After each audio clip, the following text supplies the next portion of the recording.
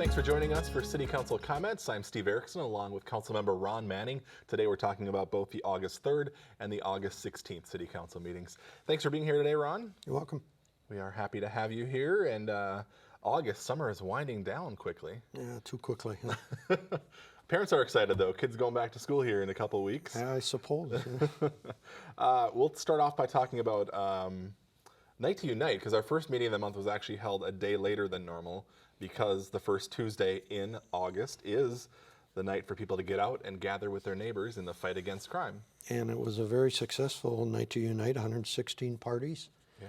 And a lot of nice comments as the council went around to the parties and the police and the fire department and that. So there was a lot of nice feedback from the parties, and that's always good to hear. Yeah, it's fun to see what everybody does, because not everybody just does, some do cookouts, some do bigger things with live music and inflatables. So it's interesting to see what everyone does to... Well, when you get up to 116 parties, that's what you would call a nice success. Yeah, and that's just the number that was registered with the police department. There could have even been more, but people register them with the police department so they can get visits from police and fire. And and we had good weather that night too, so that was good. Well, the main thing is neighbors getting together, and the more they know each other, the safer the community is, and that's what the reason for this is, to get everybody together so that they get to know their neighbors and just band together on things. And so in that aspect, I think it's really been a success since they've started this Night to Unite. All right. Well, we'll jump into our meeting here. We'll start off by talking about stuff on the August 16th City Council meeting. One of our first items there was adopting resolutions, 3 of them. This was the levying of miscellaneous appealed assessment. Now, the consent agenda is supposed to be for non-controversial items. This item actually wound up having a 26-minute discussion. Yeah. Well, in retrospect, I can see why it was controversial. I made the motion. I could have amended it and had one of the item that was the stickler taken off. But my feeling was that the process, if it's going to be changed, needed to be changed in a workshop or something. And I totally understand where there's 3 council members that voted against it because of this one item. And I understand where they're coming from. It's not, once again, this was not a black and white situation. It was a serious situation in terms of the amount of dollars that it was going to cost the people that are involved. It was cut in half by the Board of Appeals, but other council members made good points in terms of why they did not want to just vote on that consent agenda because of that one item. And who's to say they're wrong and I'm right, or whoever, but the reason I didn't amend it is because I just felt that it wasn't the proper place to start deviating from the process. Maybe I'm wrong on that, but we do have a process that was set in place, and whether that process is a good process or not needs to be talked about. We really need to have a workshop on that. We originally changed the process from going to the Board of Appeals to being able to appeal with the City Council, because it was becoming routine for people to just come up after they were it wasn't ruled in their favor, and coming to the council and trying to appeal it there. And at the time, it just seemed like the right thing to do to make the Board of Appeals the final decision, and if they want to go further, to take it to court. Because it really was getting to be cumbersome in terms of the amount of people that were coming to the council after that. And maybe we have to deal with that. We need to relook at it. And just because we made a decision back then to change that process doesn't mean it was the right decision. I mean, as a council, you need to relook at things a lot. And sometimes, when we change something, maybe it wasn't changed for the better. I don't know. But it needs to be talked about at a workshop, and I just felt that was the proper place to do it. Now the vote was 4-3, and it was because of that one item. And so that's basically where it stands right now. I think we are going to workshop it and talk about whether we need to change that or not. And the party involved will have to, at this point, we'll have to take it to a court, district court, and if they win, they win. But that's where it's at right now. Okay, so there's still a process in place. They The still- first step is the appeal or the hearing at the Board of Adjustment and Appeals, Yeah. which heard several of these cases, more than a dozen, correct? Yeah, I think it was 13 in total. Yeah. at the And beginning that of was the other August. problem. I felt that if we pulled this one item, then if we allowed them to speak at all the others, all the other dozen, in all fairness, really we should have sent or should send them a notice saying if they want to come and appeal to the council, they can, because if one can do it, they all should be able to do it. And I think that's the 4 people that voted to uphold the decision and approve the consent agenda. That was the reason, mainly because we just felt it wouldn't be fair, even though probably most of them would not. Most of them for around $350. This, the final figure was over $7,000. And probably most of them would not have come and appealed it. But in all fairness, they had a right to if we were going to do this one. Now, also, if the people go to court to appeal, it's going to cost some money for an attorney. And I understand that. And that's too bad.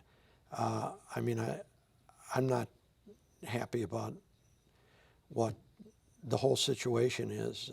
It's just the idea that we really did have the process, and I just did not feel comfortable all of a sudden changing it, midway through this. And so, once again, maybe I was wrong, maybe I was right, I don't know, but it's one of those things you have to make a decision on. And that's just the decision that I had made, and that was to not amend the motion. All right, so those resolutions were passed on a 4-3 vote, as you mentioned. Council adopted an ordinance revising the compliance date extension for a citation.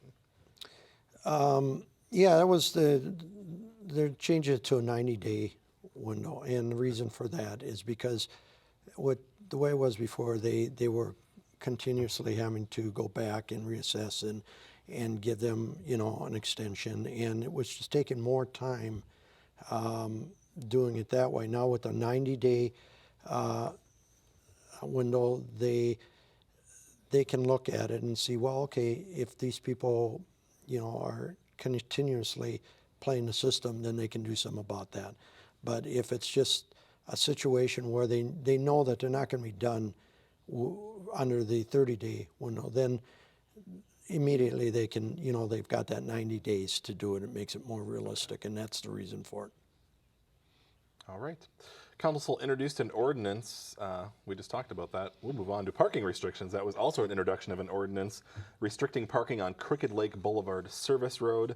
We actually had 3 of these. The second one was introducing an ordinance restricting parking on 105th Lane and Kumquat Street. And the third introduction on parking was restricting parking on 114th Avenue and Magnolia Street. What is the reasoning behind these? Well, it's mainly for snow removal. We sent, or I should say the staff sent out notices, and on 2 of the ordinance, the areas, there was no problem. They didn't get any negative comments. So one of them, the people did not want no parking on both sides of the street and on weekends. So it was changed in that area from 8 to 5, and then also it's just on one side of the street.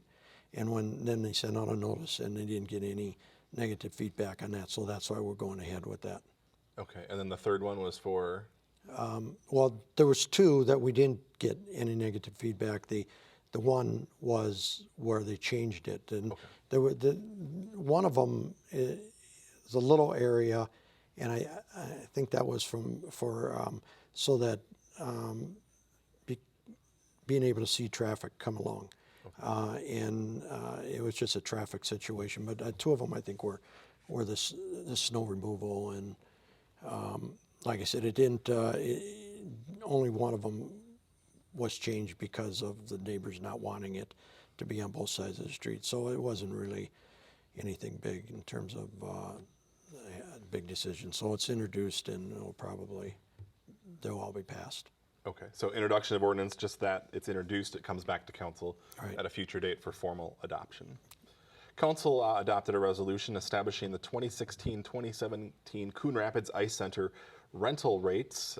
This is an annual thing that's done, and there are a few changes this year.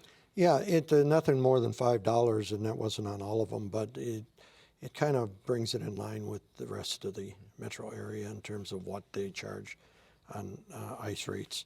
So once again, that wasn't a real, nothing controversial about it. It was like $5 here and $5 there, and that was about it. So they're reasonable, and nothing more than other people charge. All right. And they do look at that. They look at other Yep. communities and try to be comparable to that as well. They do, yes. So that's why they set it the way it is. All right. Under open mic reports, we had two of those. We want to talk about the one from Bob Cron. He was here at the previous meeting regarding some concerns about a property at 12097 Ilex Street. There was an issue with a juvenile in that home, and this gentleman had some concerns about his behavior. Well, and for good reason. It sounds as though there's some violent tendencies there. This was done without anybody in the council being notified. The state has required that house accept that person, which is a little bit annoying because the city should have something to say about it, who comes into these places, and if there's any kind of danger or any kind of violence at all, we should be able to say no, maybe that person is not suited for that particular place. And this is a group home, apparently. Yeah, It's being and used so as a group home. So I think we should have had a say in it, and it doesn't sound like we do. So that's a little bit aggravating, to say the least. Okay. So it sounds like staff is going to continue to gather more information from their contacts at the state and seek assistance on what can be done to better manage this properi. Yeah. But I know this gentleman had some grandchildren that stay over, so obviously some concerns. Well, there. I would be concerned if, I don't blame the guy. I think his concerns are very legitimate. Okay. And that was basically, it says the staff understands that the commissioner's office has looked into the situation and that some recent changes at the residence should now prevent a recurrence of the issues that have occurred. So they apparently have talked to whoever owns this place. And Yeah, hopefully. the changes will be for the better. Yeah. All right, well, that's all we had for our August 18th, or 16th rather, council meeting. We'll move back to our first meeting of the month, which again was held on a Wednesday because of Night to Unite. An item we wanted to talk about there on the consent agenda was the adoption of a resolution. This is amends the budget for the recycling center to allow for the purchase of 2 paper shredders. Apparently paper shredding is a big thing over there. It is, and they bundle it and sell it. And so there's the possibility of recouping the funds or the money to buy those 2 shredders. Now what they're planning on doing is they're going to continue, there's one big truck once a week that comes in, but the line on the street is just ridiculously long, and people have to wait a long time to come and have their stuff shredded. So with these 2 shredders, they will have other days of the week that people can come in if they have a small amount or whatever and want to come in and shred it. Now if this works out, and it looks as though we don't need the big truck anymore, then we can just go ahead with this. And like I said, there's a cost to it, but they do resell the shredding, and hopefully the hope is that it'll pay for the cost of those shredders, and in the future we can go forward with our own shredders instead of having somebody come in. Yeah, I wouldn't have thought that paper shredding would be such a big thing, but I did drive by the recycling center, I think a few months back, on one of those, they have it once a month where they have the big truck come in. Yep. There was a line of at least 20, 25 cars in line to drop off their paper. And nobody wants to wait that long. No, you don't. You want to dump it and leave. So this will be a good thing, it sounds like. These machines are about $3,600 each with some electrical costs. So the grand total, $7,660, and all of those costs will come from basically a grant that is given to the city for recycling efforts from Anoka County. Right. So we'll see if this works a little better. Hopefully it will. Alrighty. Council adopted a resolution. This accepts a donation from the Coon Rapids Athletic Association. This is for construction labor at Sand Creek Park. Lots been going on over there, and there's still some construction to happen. Yeah, we have the warming house to build, and we're always happy when somebody's willing to donate their time to save money. And there's for a storage building and for maintenance building, and there's 2 buildings, and they are going to be donating their time, which is going to save a lot of money. And so there'll be the 3 buildings, the warming house and those 2 other buildings, and they should all look pretty nice. Okay, so they're helping do some of this stuff. They want basically some storage there too, it looks like. Yep. So they're kind of matching some of that. And it's estimated that both structures can be built at a cost to the city of approximately $30,000. So, With the help of the free labor. yeah, so not bad at all. And like we said, the park's coming along quite nicely. Most of the stuff's done over there. I know they've installed the turf. They've been waiting basically this year until For it next to year to have a establish. full growing season. Right. Stuff will be getting underway out there next spring, I imagine. Yep, it's exciting, and it's going to be a real nice park, and I think people are going to be really pleased with it. So, yeah, it's next spring, hopefully, we'll be able to open it up. Yeah, and I understand right now they're also working on the skate park that's going in there as well. Yep, and we're also trying to decide on a monument sign to put in front of that, and it's some real nice designs that we looked at a workshop. And any one of them would look nice, but there was some question of whether it should be a message sign. But I don't know, I'm not so sure that is a good place for it, because people are driving by, and how much can they read as they're going by? They'd almost have to stop and read what's on there. So I think we're probably going to end up going with the monument sign on that. Okay. Council adopted an ordinance opting out of the state temporary health care dwellings statute. I've seen some other cities do this as well. Well, good. I'm glad they are, so that we can find out if it works or not. It's something that we just didn't want to just jump into, and then have to worry about dealing with cleaning it up afterwards if it doesn't work. It sounds like a good idea. There are these little houses that they build, and I guess they call them granny houses, but the idea is to wait and see what happens with these other communities, see how it has worked, and then we can revisit it at a later date. And if it's something that looks like it's doesn't have a lot of negatives to it, and it helps people, and then maybe we can, or I should say the future council can go forward with that later on. So basically this law became effective September 1st, so you had to opt out Right. before September 1st. Yep. But so basically these are recreational vehicles or modified tiny houses. Yep. It looks like that can be brought to a location by a truck or tractor and are used to provide care for a mentally or physically impaired person on the premises. Only one unit can be on the premises, and only that person could use the unit.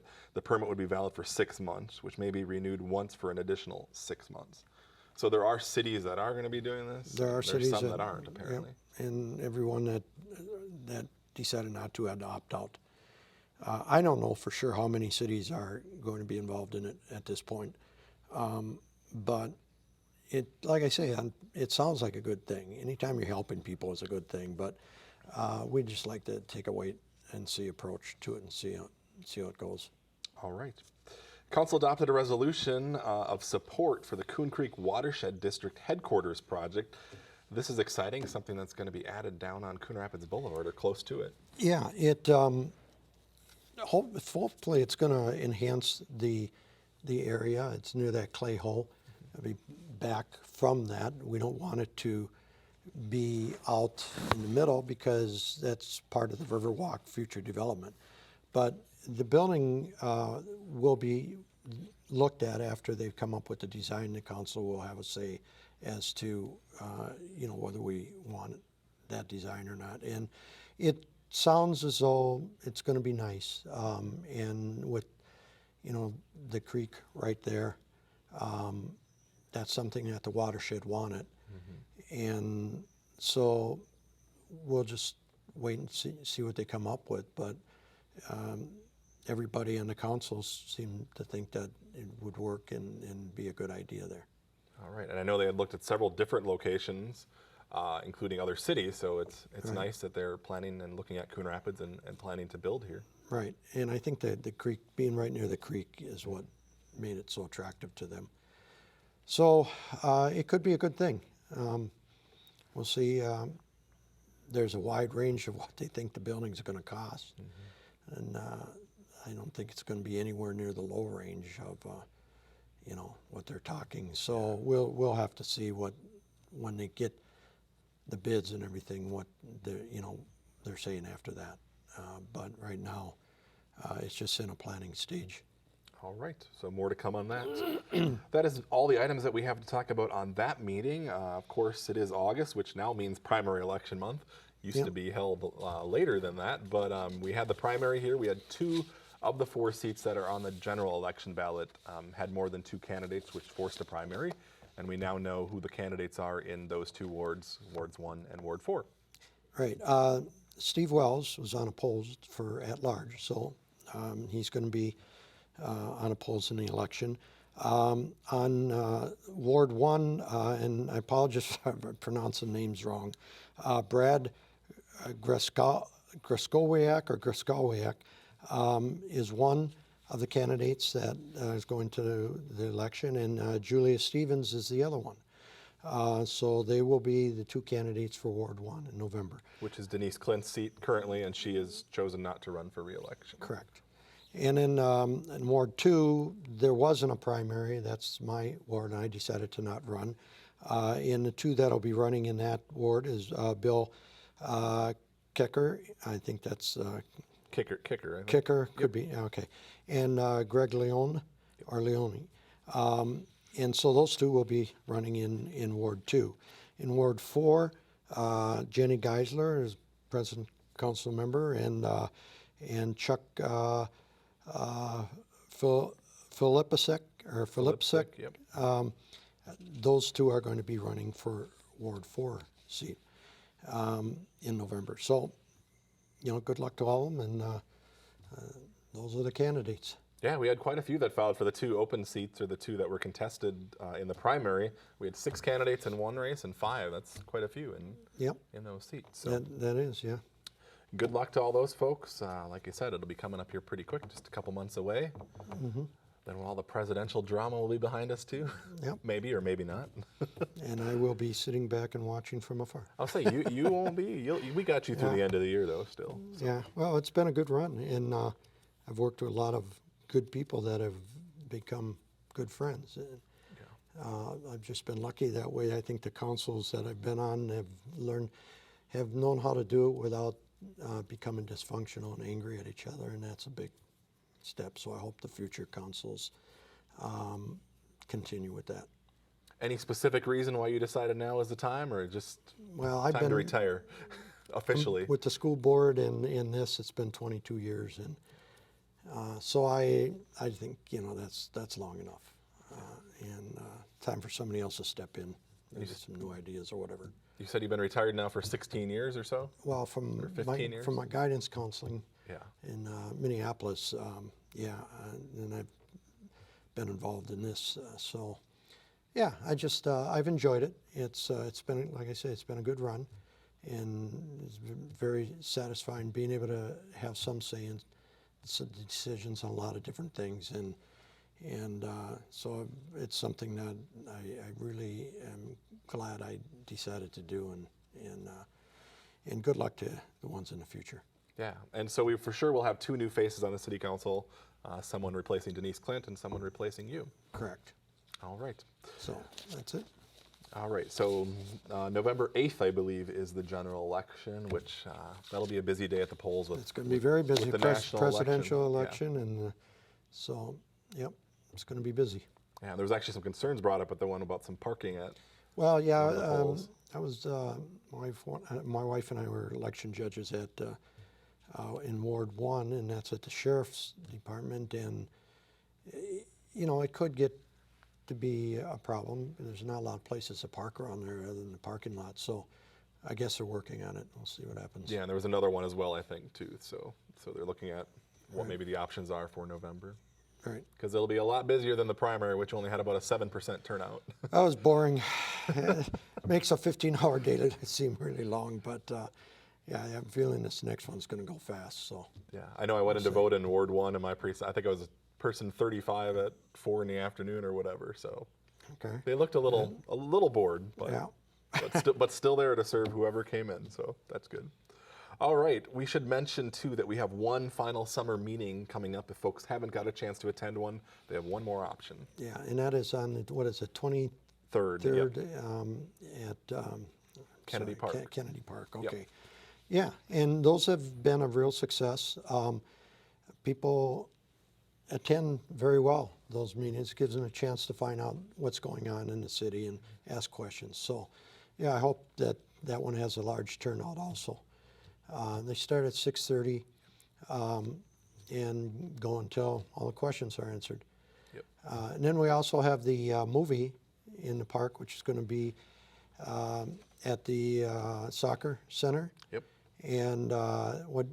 8:30? That's Friday, August 26th. August 26th at 8:30. 8:30. Yep. And the movie In and Out. Yep. And Inside Out. Inside Out. Eileen and I saw that, and it was wonderful. It was a great movie, and I'm guessing a lot of people saw it. But if you didn't, you'll go out there, you'll enjoy it, even if they did see it. People will see it again, I'm sure, Yeah. if they want to do it. Yeah, this was actually the one that was canceled earlier this year because of bad weather. They had to cancel it and they had to reschedule it. So, Yeah, so hoping for good weather on Friday, August 26th. Inside Out, and it's very clever. Bring some tissues. There's there's emotional parts and funny parts, and so it's a good movie. So come out, enjoy yourselves. Yeah. And it's just another one of the things that Coon Rapids has to offer that makes it a quality place to live.